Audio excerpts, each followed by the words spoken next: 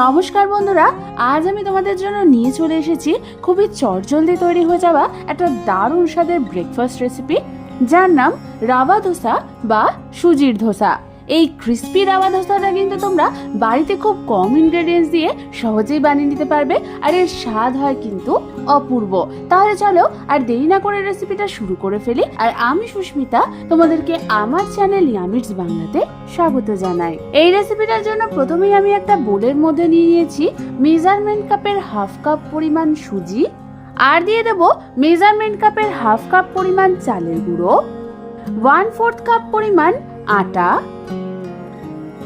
আর দিয়ে দেবো 2 চামচ পরিমাণ টক দই আর স্বাদ অনুযায়ী নুন। এবার আমি এর মধ্যে দিয়ে দেবো প্রায় 2 কাপ পরিমাণ জল। জল দিয়ে আমাদের সমস্ত কিছুকে ভালো মতো একবার মিশিয়ে নিতে হবে। ভালো মতো মেশানোর পর এরকম ঘন একটা কনসিস্টেন্সি চলে আসলেই আমাদের এই সুজিটাকে ঢাকনা চাপা দিয়ে রেস্ট হওয়ার জন্য রেখে দিতে হবে প্রায় আধ ঘন্টা। প্রায় আধ ঘন্টা পর ঢাকনা খুলে তোমরা দেখবে আমাদের সুজিটা কিন্তু ফুলে গেছে।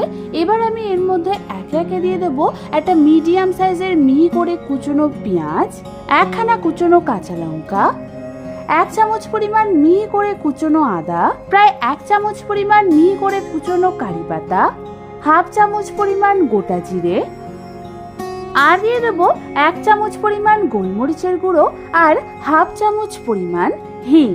এবার আমাদের সমস্ত কিছুকে আরো একবার ভালো মতো নাড়াচাড়া করে মিশিয়ে নিতে হবে।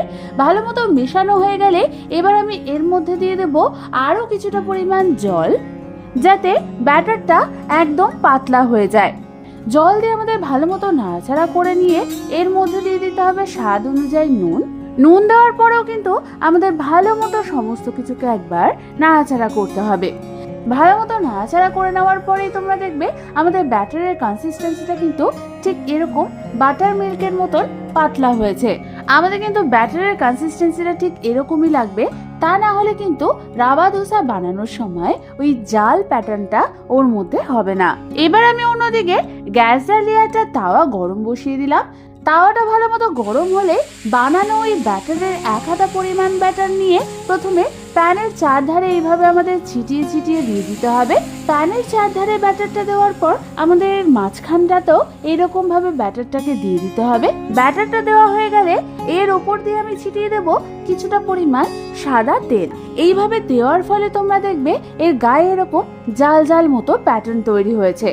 এবার আমাদের এই রাভা ধোসাটাকে মিডিয়াম টু হাই ফ্লেমে ভেজে নিতে হবে, যতক্ষণ না এর এক সাইডটা ক্রিস্পি হচ্ছে আর গোল্ডেন ব্রাউন কালার হচ্ছে। এবার আমি এটাকে অন্যদিকে উল্টে দেব, তারপর ওই দিকটাও আরো 2 থেকে 3 মিনিটের জন্য হালকা করে ভেজে নেব। 2 থেকে 3 মিনিট পর তোমরা দেখো আমাদের রাভা ধোসার 2 সাইডটা কিন্তু ভালো মতো ভাজা হয়ে গেছে আর ক্রিস্পি হয়ে গেছে। এবার আমি এটাকে একটা অন্য পাত্রে নামিয়ে নেব। তারপর ঠিক একই পদ্ধতিতে আমি বাকি রাভা ধোসাগুলোকেও বানিয়ে নেব।